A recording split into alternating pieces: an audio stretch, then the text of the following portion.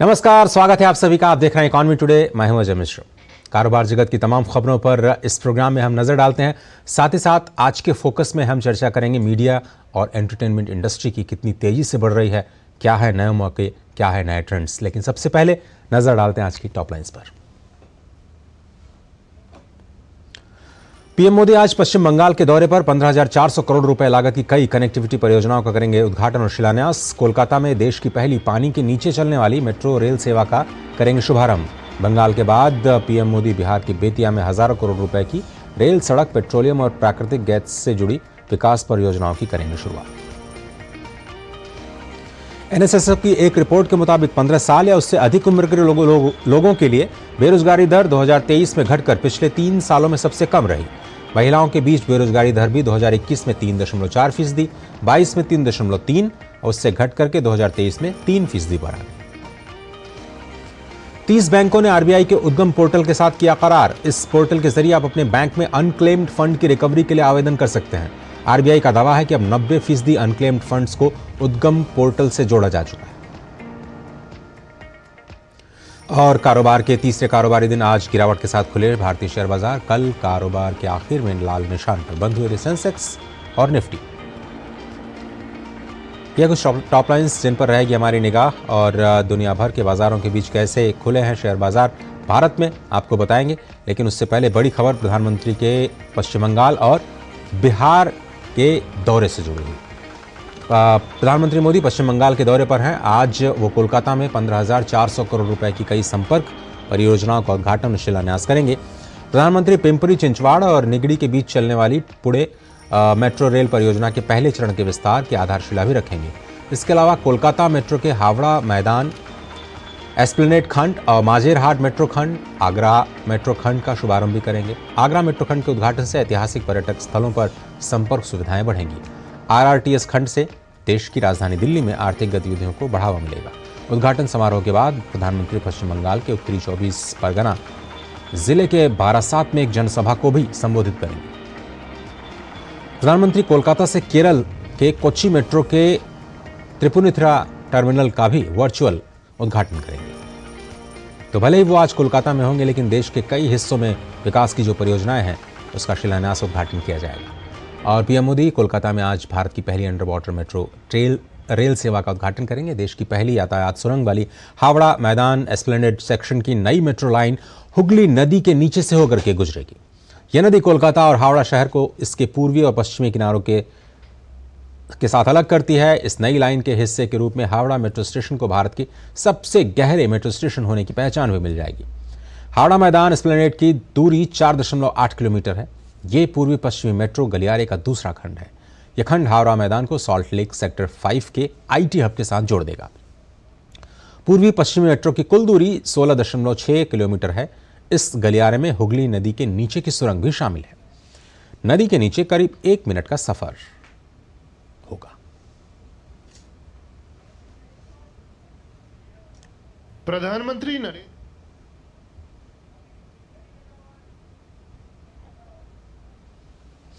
अब प्रधानमंत्री नरेंद्र मोदी बंगाल के बाद आज बिहार का भी दौरा करेंगे। पीएम मोदी बेतिया में कई बड़ी विकास परियोजनाओं की सौगात देंगे। सड़क, रेल और तेल और गैस से जुड़ी इन परियोजनाओं से आर्थिक और सामाजिक विकास के नए दरवाजे खुलेंगे।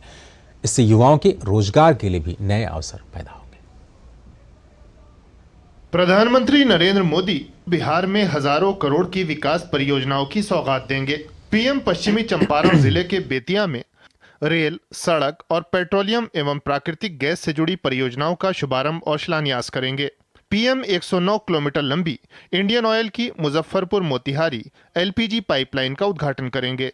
इससे बिहार राज्य और पड़ोसी देश नेपाल में खाना पकाने के लिए स्वच्छ ईंधन उपलब्ध होगा। पीएम मोतिहारी में इंडियन ऑयल के एलपीजी बॉटलिंग प्लांट और स्टोरेज टर्मिनल को भी राष्ट्र को समर्पित करेंगे। सबसे बड़ी खुशी यहाँ के किसानों की है, क्योंकि 350 रुपये क्विंटल गन्ने का रेट करके किसानों को बहुत बड़े सौगात देने का काम माननीय मोदी जी ने किया। यह पूरा गन्ना उत्पादन का बहुत ही बड़ा क्षेत्र है और अब सुगौली और लौरिया को मक्के से एथेनॉल के लिए जो 132 करोड़ की फैक्ट्री लग रही है, वह सैकड़ों करोड़ का लाभ हमारे किसानों को देगा।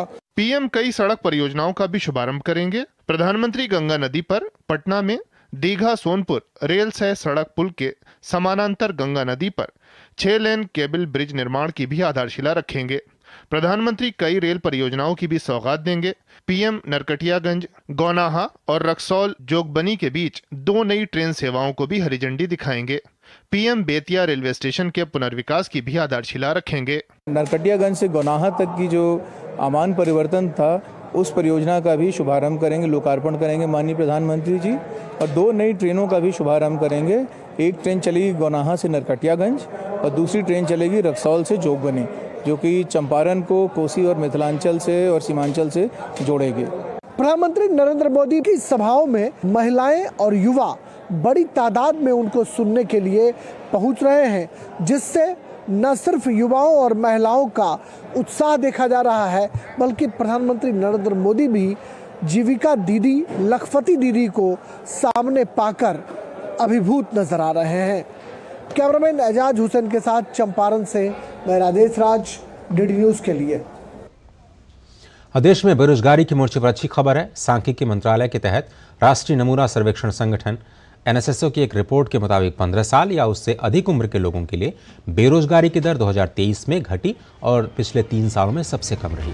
एनएसएसओ की ओर से जारी आवधिक श्रम बल सर्वेक्षण रिपोर्ट के मुताबिक कैलेंडर वर्ष 2023 में देश की बेरोजगारी दर घट करके 3.1% पर आ गई है। 2022 में 3.6% थी और 2021 में 4.2%। आंकड़ों के मुताबिक मार्च 2020 में देश में कोविड महामारी आने की वजह से रोजगार की स्थिति में काफ़ी मुश्किलें आई, जिसके बाद अब सुधार शुरू हो गया है।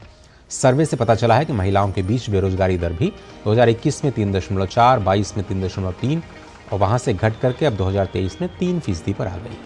पुरुषों के लिए बात करें तो 2021 में 4.5%, 22 में 3.7% और 2023 में 3.2% बेरोजगारी की दर दर्ज की गई है। शहरी क्षेत्रों में बेरोजगारी की कुल दर 2022 में 5.7%, उसके बाद घटी 21 में 6.5% और 23 में 5.2% रही। गांव की अगर हम बात करें तो 2022 में 2.8%, 2021 में 3.3 और वहां से घट करके 23 में 2.4% पर आ गई। इसके साथ ही 15 साल और उससे ज़्यादा आयु के लोगों के लिए अभी जो साप्ताहिक स्थिति है श्रम बल की यानी लेबर फोर्स की, उसमें 2022 में 52.8%, 21 में 51.8%, वहाँ से बढ़ करके अब ये 56.2% हो गई। छोटा सा ब्रेक लेते हैं, आप देख रहे हैं इकोनॉमी टुडे।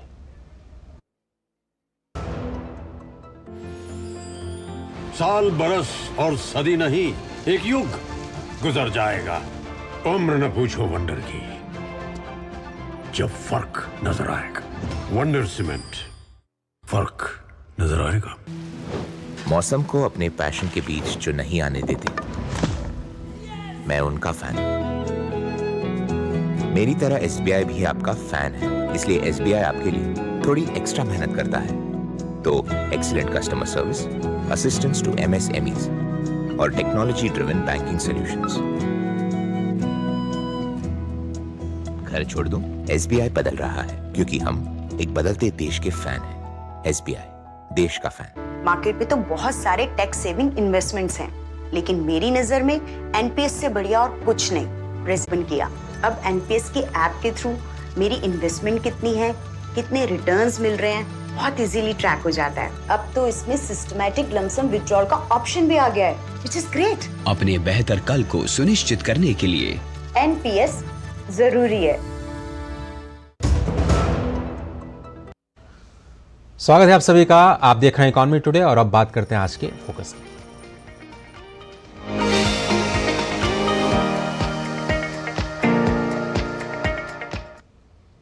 एक ताज़ा रिपोर्ट के मुताबिक साल 2024 में डिजिटल मीडिया रेवेन्यू के मामले में टेलीविजन को पीछे छोड़ दिया। बिजनेस चैम्बर फिकी और EY की रिपोर्ट में खुलासा किया गया। रिपोर्ट के मुताबिक 2024 में अनुमान है कि डिजिटल मीडिया का रेवेन्यू बढ़कर के 751 अरब रुपए रह सकता है, जबकि टेलीविजन का रेवेन्यू 718 अरब रुपए रहेगा।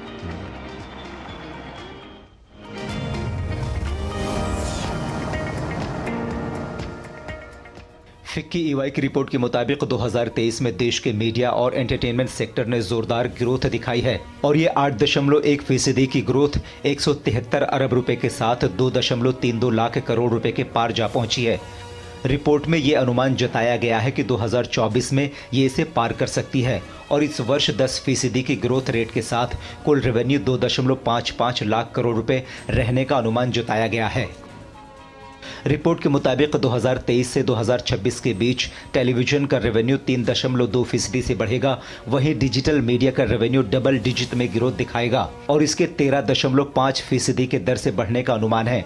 2026 तक मीडिया और एंटरटेनमेंट सेक्टर का रेवेन्यू 3.08 लाख करोड़ रुपए को भी पार कर जाएगा। रिपोर्ट में बताया गया है कि कोरोना महामारी के दौर के पूर्व काल से ये सेक्टर 21% का ग्रोथ दिखा चुका है, लेकिन टेलीविजन, प्रिंट और रेडियो 2019 के लेवल से भी पीछे चल रहा है। रिपोर्ट के मुताबिक सभी सेगमेंट में टेलीविजन के ग्रोथ रेट में 2022 के मुकाबले 2023 में 2% का नेगेटिव ग्रोथ देखने को मिला है। टेलीविजन विज्ञापन में 6.5% की कमी आई है क्योंकि गेमिंग और D2C ब्रांड ने विज्ञापन खर्च कम कर दिया है, जबकि डिजिटल विज्ञापन में 15% का ग्रोथ देखने को मिला है। डिजिटल सब्सक्रिप्शन के रेवेन्यू में 9% का उछाल आया है और ये 78 अरब रुपए पर जा पहुंचा है। रिपोर्ट के मुताबिक 2 साल लगातार डबल डिजिट में ग्रोथ दिखाने के बाद देश के नॉमिनल GDP ग्रोथ की रफ्तार धीमी पड़ गई है और ये केवल 9% की दर से बढ़ी है, जिसका असर विज्ञापन से होने वाले रेवेन्यू पर पड़ा है। Bureau report, DD news.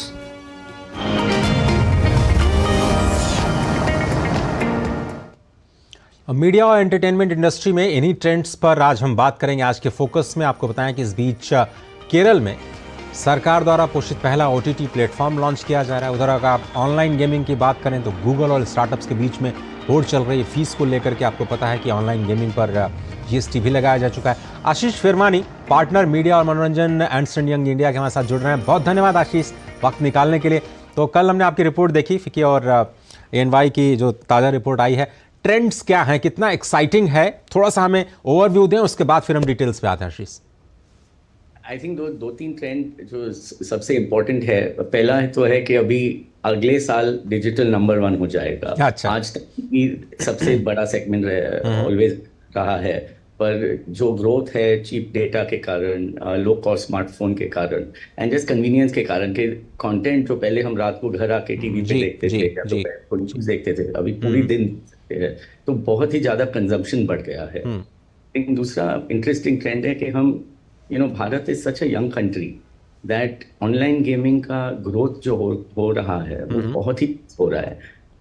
TV की रीच 850 मिलियन 85 करोड़ है और ऑनलाइन गेमिंग अभी 500 करोड़ की 50 करोड़ की तरफ चल रहा है।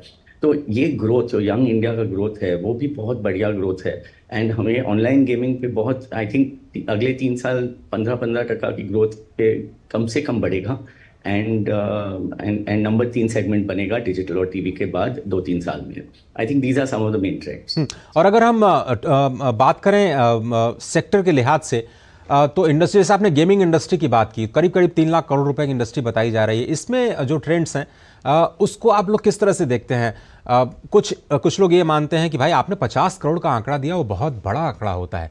तो अभी लोग किस तरह के प्लेटफॉर्म्स पे पार्टिसिपेशन कर रहे हैं और उसका ट्रेंड क्या है?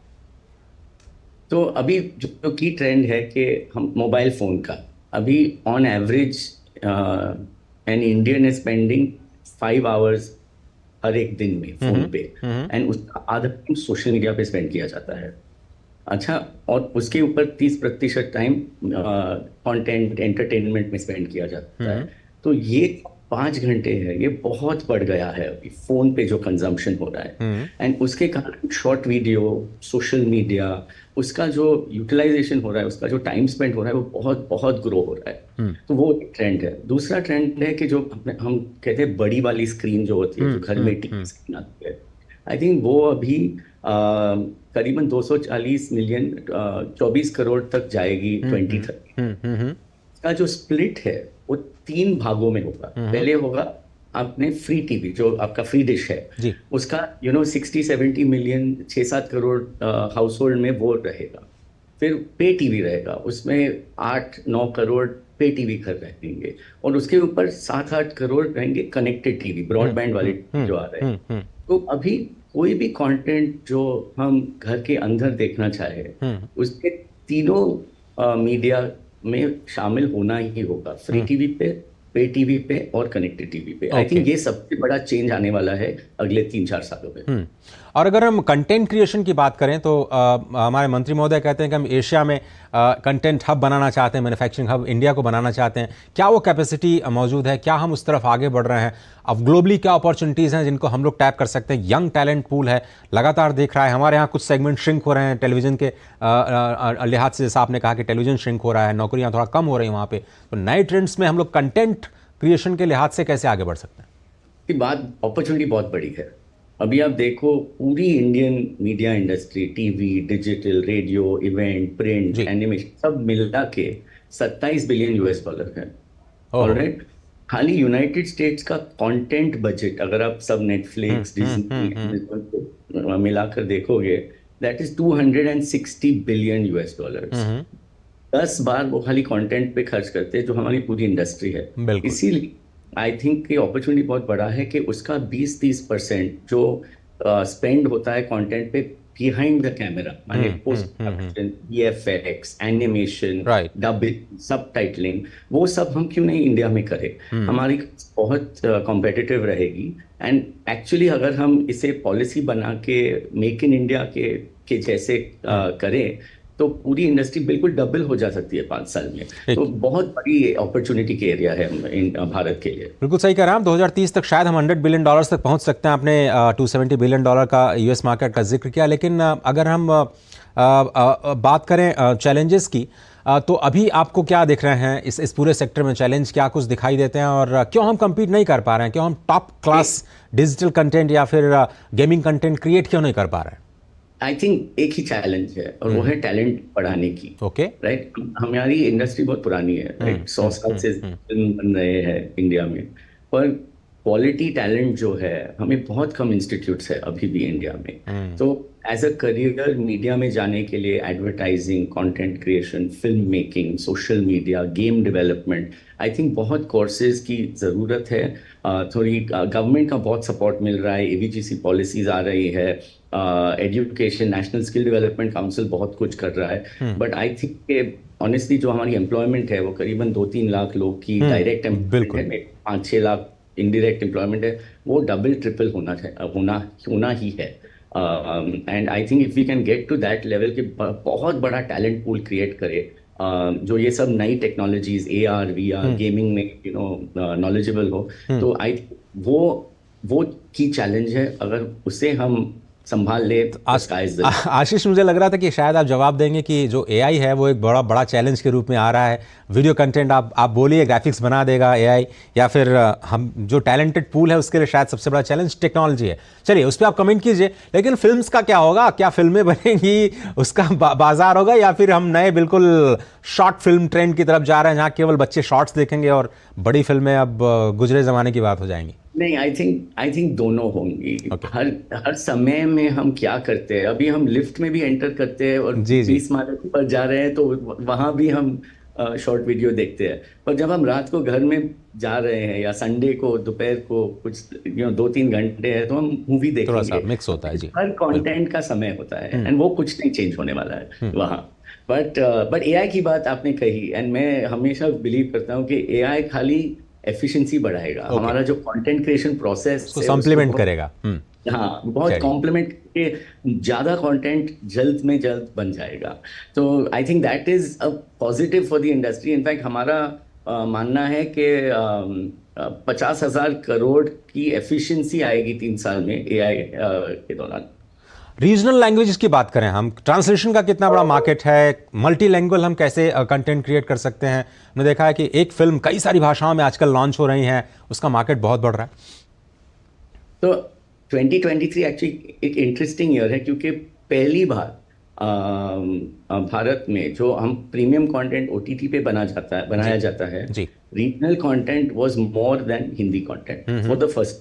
टीवी पे ऑलरेडी 55% रीजनल है, 43% हिंदी है, पर for the first time 52% OTT content भी रीजनल बना, तो उसकी डिमांड ऊपर जाती ही रहेगी। We are a very big country, हमें 18 मेजर लैंग्वेजेस है मीडिया के लिए, is only one of those languages. तो आई थिंक रीजनल कंटेंट का ग्रोथ बहुत ही बढ़ेगा, उसके साथ डबिंग, सबटाइटलिंग का डिमांड बहुत रहेगा। एंड अभी जो कंटेंट बन रहा है लार्ज प्लेटफॉर्म्स में, रीजनल कंटेंट भी 25% कंजम्पशन वो स्टेट के बाहर हो रहा है। तो इतना डायस्पोरा कंटेंट कंज्यूम करेगा जो डिजिटल में पॉसिबल है, शायद टीवी में इतना पॉसिबल नहीं होता था। तो डिमांड बढ़ेगा, रीजनल कंटेंट बहुत बढ़ेगा, एंड एक्चुअली 3-4 साल के बाद 60-65% कंटेंट जो बनेगा वो रीजनल बनेगा, and Hindi will be 35। Ashish ji, बहुत धन्यवाद वक्त निकालने के लिए, इतने इंटरेस्टिंग तरीके से जो करेंट ट्रेंड्स हैं मीडिया एंटरटेनमेंट इंडस्ट्री के वो हम तक पहुंचाने के लिए। मुझे उम्मीद है बहुत सारे लोग आपको देख और सुन रहे होंगे, और अगर आपको वाकई ट्रेंड में बने रहना है तो आपको समय के साथ चलना होगा, और जो बदलता ट्रेंड है उसके हिसाब से अपने आप को बदलना होगा। बहुत बहुत धन्यवाद वक्त निकालने के लिए। एक छोटा सा ब्रेक लेते हैं, देखते रहिए इकोनॉमी टुडे। साल, बरस और सदी नहीं, एक युग गुजर जाएगा, उम्र न पूछो वंडर की, जब फर्क नजर आएगा। वंडर सीमेंट, फर्क नजर आएगा। मैंने अपना NPS अकाउंट ऑनलाइन ओपन कर दिया था। सीरियस सेविंग स्टार्ट की after I landed my first job eight 23। अपने कॉर्पोरेट में बस अपना NPS नंबर दिया एंड इन्वेस्टिंग चालू। थोड़े ही दिन पहले मेरा जॉब बदल गया, मैं मुंबई से राजकोट आ गई, लेकिन मेरा NPS account same. I just transfer the same account to my new company. NPS किसी भी जगह से ऑपरेट हो सकता है, जहां मैं वहां मेरा NPS अकाउंट। अपने बेहतर कल को सुनिश्चित करने के लिए NPS जरूरी है। लड्डू हम यहाँ बैठे बैठे पैसे बना सकते हैं।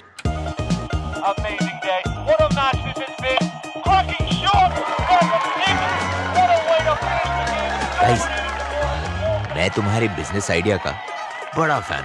अब बिजनेस चाहे जो भी, SBI का करंट अकाउंट तो चाहिए ना। SBI करंट अकाउंट से सिंप्लीफाइड बिजनेस ट्रांजैक्शंस और ग्रेट कस्टमर सर्विस। SBI, देश का फैन। साल, बरस और सदी नहीं, एक युग गुजर जाएगा, उम्र न पूछो वंडर की, जब फर्क नजर आएगा। वंडर सीमेंट, फर्क नजर आएगा। स्वागत है आपका। आप देख लेते हैं कि किस तरह से बाजारों ने आज शुरुआत की दिन की गिफ्ट निफ्टी के साथ। जो हमें ट्रेंड मिलने शुरू हुए थे वो उसके हिसाब से, नेगेटिव ट्रेंड के हिसाब से आज मार्केट की शुरुआत हुई। बिल्कुल फ्लैट आज गिफ्ट निफ्टी दिखा रहा था। इस वक्त देखें तो भारतीय शेयर बाजार नेगेटिव बायस के साथ कारोबार करते हुए नजर आ रहा है। देखते हैं ओपनिंग कैसी रही सेंसेक्स और निफ्टी की। गिरावट के साथ आज शुरुआत हुई है, 90 अंक नीचे, 73,587 के अंक पर सेंसेक्स आज खुला, और निफ्टी ने भी नेगेटिव बायस के साथ आज ट्रेंड की शुरुआत की। लेकिन इस वक्त देखें तो थोड़ा सा बाजार संभलता हुआ दिखाई दे रहा है। निफ्टी में करीब 37 अंकों की गिरावट है। शुरुआती कारोबार में हमने 50 अंकों की गिरावट देखी थी, और बाजार निचले स्तर से अब थोड़ा से सुधरते नज़र आ रहे हैं। बैंक निफ्टी में इस वक्त पॉजिटिव ट्रेंड है। टॉप गेनर्स आपकी स्क्रीन पर कोल इंडिया, ग्रासिम,